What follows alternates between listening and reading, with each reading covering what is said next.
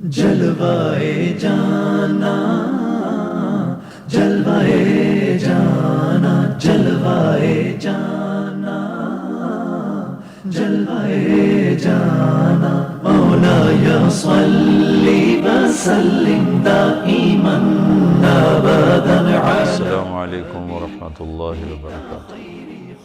بسم اللہ الرحمن الرحیم، الصلاۃ والسلام علی سیدنا و مولانا محمد وعلی آلہ وصحبہ اجمعین، اما بعد۔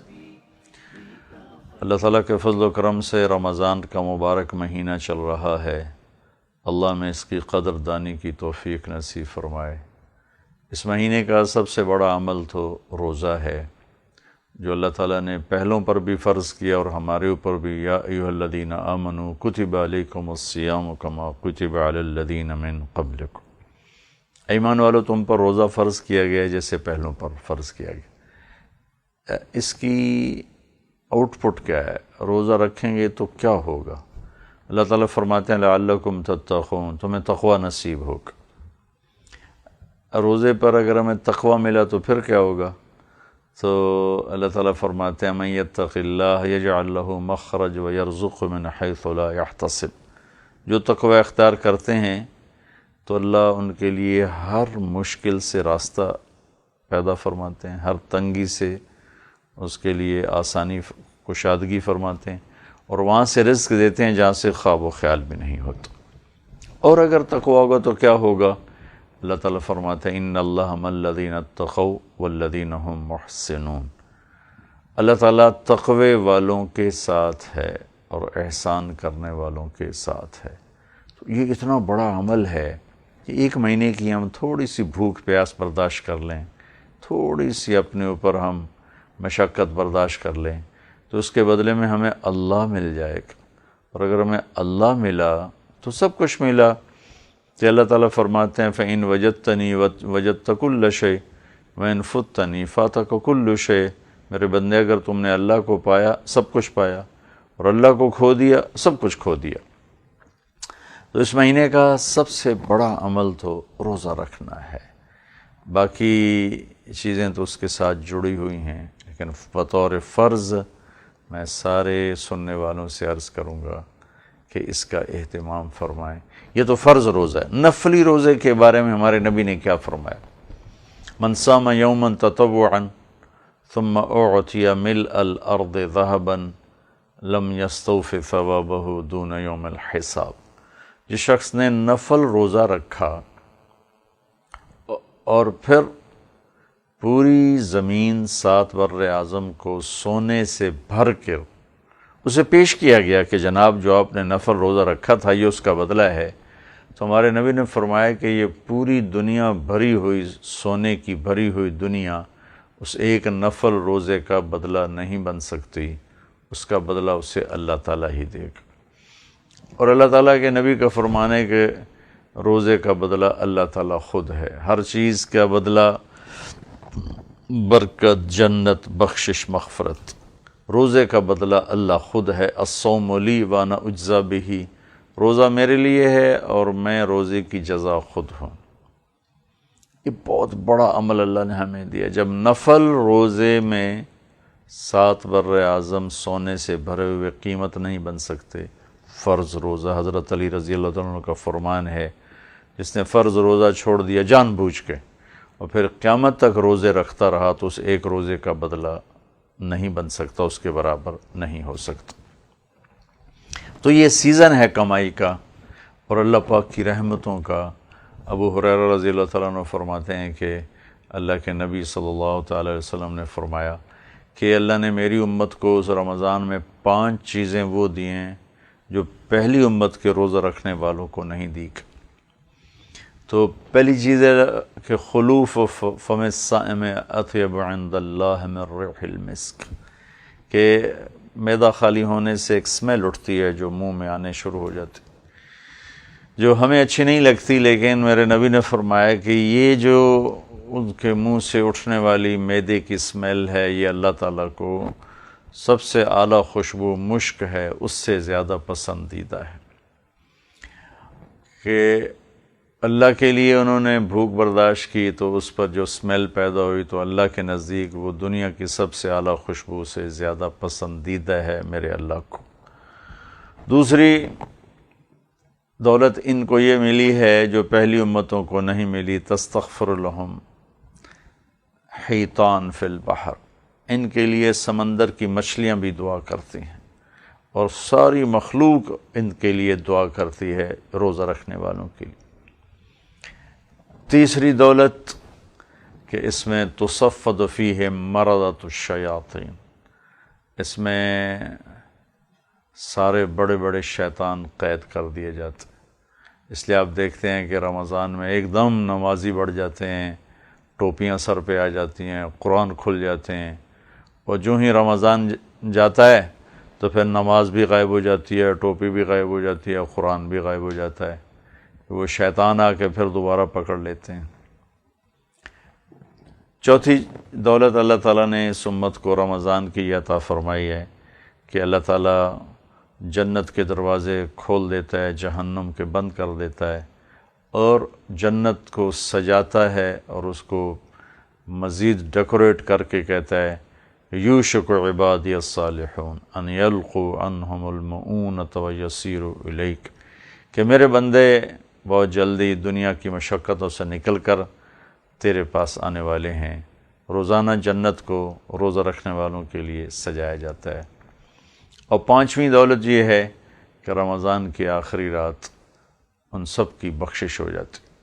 تو صحابہ نے پوچھا اہی لیلۃ القدر، یا رسول اللہ یہ آخری رات کیا لیلۃ القدر ہے؟ آپ نے کہا نہیں، مزدور کو مزدوری کا بدلہ اس کی محنت کا پر دے دیا جاتا ہے۔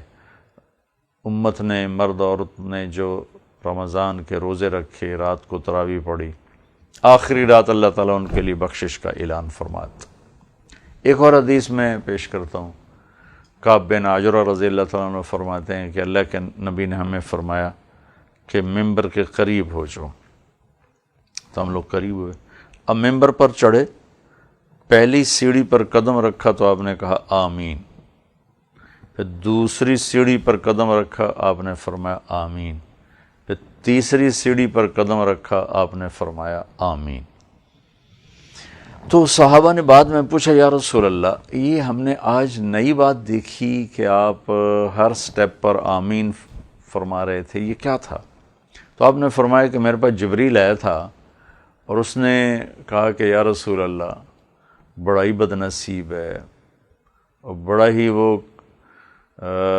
بدقسمت ہے جس نے رمضان کا مہینہ پایا اور پھر بھی اپنی بخشش نہ کروا سکا۔ تو آپ نے فرمایا آمین۔ پھر آپ نے دوسرے سٹیپ پر قدم رکھا تو اس نے کہا یا رسول اللہ بڑا ہی بدقسمت ہے اور بڑا ہی اللہ کی رحمت سے دور ہے جس نے آپ کا نام سنا اور آپ پہ درود نہ پڑھا۔ تو آپ نے کہا، میں نے کہا آمین۔ پھر جب میں نے تیسرے سٹیپ پر قدم رکھا تو پھر جبریل نے کہا بڑا ہی بدقسمت ہے، بڑا بد نصیب ہے، ہلاک ہو گیا، ہلاک ہو جائے جس نے ماں باپ بوڑھے اپنی زندگی میں ان کو پایا اور ان کی خدمت کر کے اللہ کی بخشش اور جنت کو حاصل نہ کر سکا۔ تو آپ نے کہا، میں نے کہا آمین۔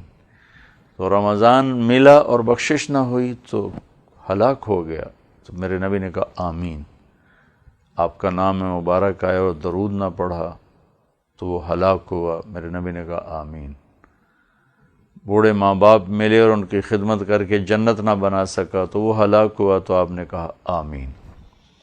تو روزوں کی اتنی اہمیت بیان کی گئی ہے۔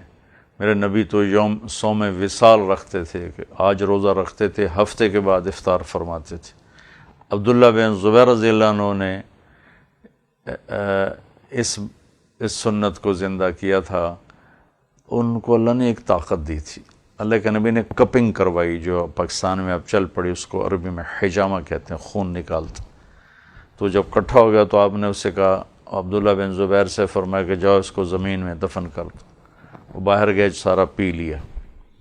جب اندر آئے تو آپ نے فرمایا دبا دیا، دفن کر دیا؟ کہا ہاں جی۔ کہا کدھر؟ کہا میں نے پی لیا ہے۔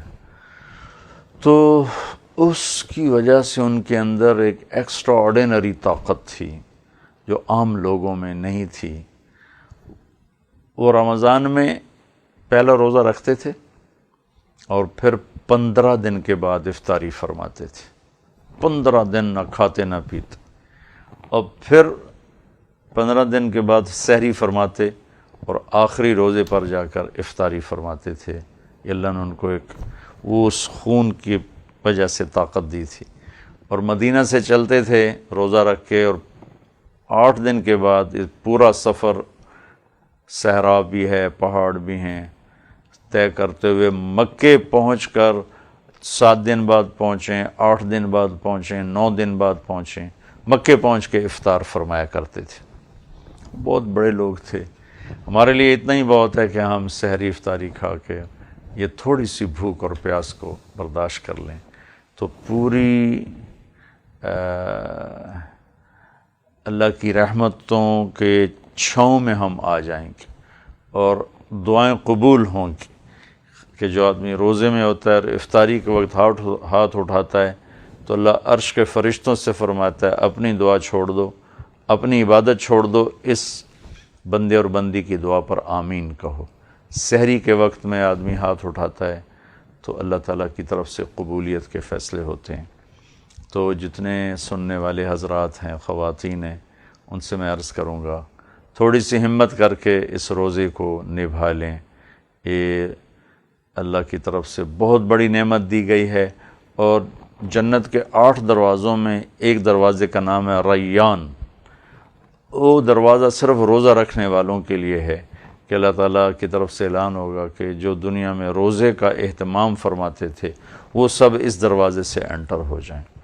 تو ان کے لیے خاص دروازہ بنایا گیا ہے جس سے وہ اندر داخل ہوں گے، جس کو باب الریان کہتے ہیں، اس کا نام ریان ہے۔ باقی دروازوں کے نام تو کہیں نہیں پڑے، لیکن یہ حدیث نظر سے گزری ہے کہ جس دروازے سے روزہ رکھنے والے داخل ہوں گے اس کا نام باب الریان رکھا گیا ہے۔ تو اس تھوڑی سی مشقت کے پیچھے بہت بڑی نعمت ملنے والی ہے۔ دنیا کے پیچھے لوگ کتنی مشقتیں اٹھاتے ہیں، کتنا کچھ برداشت کرتے ہیں۔ تو میری گزارش تھی کہ ہم اپنے اس مہینے کو قیمتی بنائیں، رمضان روزے کے ساتھ اور قرآن کی تلاوت کے ساتھ۔ اور میرے نبی نے کہا روزہ ڈھال ہے، معلم یخرقھا، جب تک اس کو پھاڑ نہ دے۔ تو روزہ بچاؤ ہے جہنم سے، دنیا کی مصیبتوں سے، جب تک پھاڑ نہ دے۔ پھاڑنا کیا ہے؟ آپ نے فرمایا کہ جو جھوٹ بولتا رہے اس کو بھوکا پیاسا رہنے کا کوئی فائدہ نہیں ہے۔ من لم یدع قول الزور، جس نے روزہ رکھا لیکن جھوٹ بولنا نہ چھوڑا تو اس نے اپنے روزے کو پھاڑ دیا۔ غیبت کو نہیں چھوڑا، روزے کو ضائع کر دیا۔ جھوٹ کو نہیں چھوڑا، روزے کو ضائع کر دیا۔ حرام کھانے کو نہیں چھوڑا، اس نے روزے کو ضائع کر دیا۔ تو اس روزے کی حفاظت اگر ہے تو یہ جہنم سے بچاؤ ہے، دنیا کی تکلیف سے بچاؤ ہے۔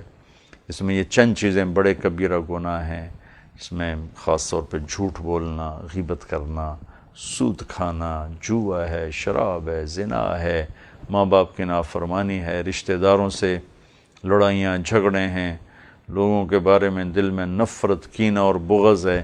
اس قسم کی چیزیں جب دل میں اکٹھی ہو جاتی ہیں یا عمل میں آ جاتی ہیں تو روزے کی طاقت تو اپنی جگہ پر ہے لیکن ہم تک پہنچتی نہیں۔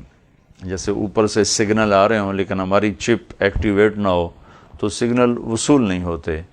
تو روزہ اپنی طاقت میں اللہ سے ملانے والا عمل ہے، لیکن یہ چند اعمال جو ہمارے ماحول میں، معاشرے میں پھیلے ہوئے ہیں، یہ ہمارے روزے کو روک، اس کی نورانیت، برکتوں کو روک دیتے ہیں۔ تو میں سب سننے والوں سے عرض کروں گا ساری زندگی کے لیے جھوٹ بولنا چھوڑ دیں، ظلم کرنا چھوڑ دیں، کھوٹ، دھوکہ، ملاوٹ چھوڑ دیں۔ رزق حرام میں کوئی نسل کے لیے بھلائی نہیں، اور اس کے حلال میں کوئی نقصان نہیں۔ اللہ کی قسم، اس دھرتی پہ اللہ کا راج ہے، اور اس نے حرام کے اندر بے برکت کا اعلان کر دیا ہے اور حلال میں برکت کا اعلان کر دیا ہے۔ اور اس میں خاص طور پر سب سے بڑا حرام وہ سود ہے، سب سے بڑا حرام۔ چوری سے، ڈاکے سے، جوئے سے، شراب بیچے، چرس بیچے، ہیروئن بیچے، یہ سب حرام چیزیں ہیں، لیکن ان میں سب سے بڑا حرام وہ سود کا پیسہ ہے۔ ایک تو بینک سود لیتے ہیں، اور ایک اب ہمارے ہر شہر گلی محلے میں جن کے پاس 4 پیسے ہیں وہ غریبوں کو سود پہ پیسے دیتے ہیں۔ اور کتنے لوگ مجھے آ کر ملتے ہیں، 1 لاکھ روپیہ سود پہ لیا تھا، غربت کی وجہ سے وہ لاکھ ادا بھی ہو چکا ہے، وہ تھوڑی تھوڑی جب وہ پرسنٹیج دیتے ہیں لیکن پھر بھی لاکھ سر پہ کھڑا ہوا ہے، اور میرا تو اب گھر بکنے والا ہے، میرے تو کپڑے بکنے والے ہیں، میری جان بچائی جائے۔ تو ایک بینکوں کا سود ہے جو بڑے پیمانے پر ہے، لیکن ایک انفرادی سود ہے کہ لوگ غریبوں کو، ضرورت مندوں کو سود پہ پیسہ دیتے ہیں، ویسے قرض حسنہ نہیں دیتے۔ تو خاص طور پر سود سے توبہ کی جائے کہ اللہ نے کفر کے خلاف اعلان جنگ نہیں کیا، شرک کے خلاف اعلان جنگ نہیں، شراب ہے، جوا ہے، جھوٹ ہے، قتل ہے، زنا ہے، ماں باپ کی نافرمانی ہے، رشوت ہے، دھوکہ ہے، فراڈ ہے، فریب ہے، قبضے ہیں، یہ سب بڑے بڑے گناہ ہیں۔ نماز چھوڑ دی، روزہ چھوڑ دیا، حج چھوڑ دیا، زکوٰۃ چھوڑ دی، یہ سب بڑے بڑے گناہ ہیں۔ کسی کے خلاف اللہ نے نہیں کہا میرا اعلان جنگ ہے، صرف سود پر اللہ نے کہا کہ میرا اور میرے نبی ہم دونوں کا تمہارے خلاف اعلان جنگ ہے۔ ایک طاقتور ملک اعلان جنگ کر دے تو کمزور ملک والے پریشان ہو جاتے ہیں کہ اب کیا بنے گا۔ دنیا کا شہنشاہ اپنے نبی کو ساتھ لے کر فرماتا ہے کہ یا تو چھوڑ دو یا پھر میں اور میرا رسول جنگ کرنے کے لیے آ رہے ہیں، تیار ہو جاؤ۔ تو میں سب سے عرض کروں گا اپنے رزق کو، اپنی کمائی کو پاکیزہ کریں، حلال کریں، اس میں اللہ نے برکت رکھی اور انشاءاللہ اللہ وہاں سے دے گا جہاں سے وہم و گمان بھی نہیں۔ تم اپنے روزے کو خوبصورت بنائیں، روزے کو قیمتی بنائیں، قرآن کی تلاوت کے ساتھ اور رات کی نماز تراویح کے ساتھ، اور یہ ساری چیزوں کو چھوڑنے کے ساتھ۔ یہ جب چھوڑ جائیں گی تو پھر انشاءاللہ ہمارا روزہ انتہائی خوبصورت بن کر اللہ کی بارگاہ میں پہنچے گا، اور آخری رات میں اللہ ہمارے لیے انشاءاللہ بخشش کا اعلان فرمائے گا۔ اللہ تعالیٰ مجھے آپ کو اس کے مطابق چلنے کی توفیق دے۔ السلام علیکم ورحمۃ اللہ۔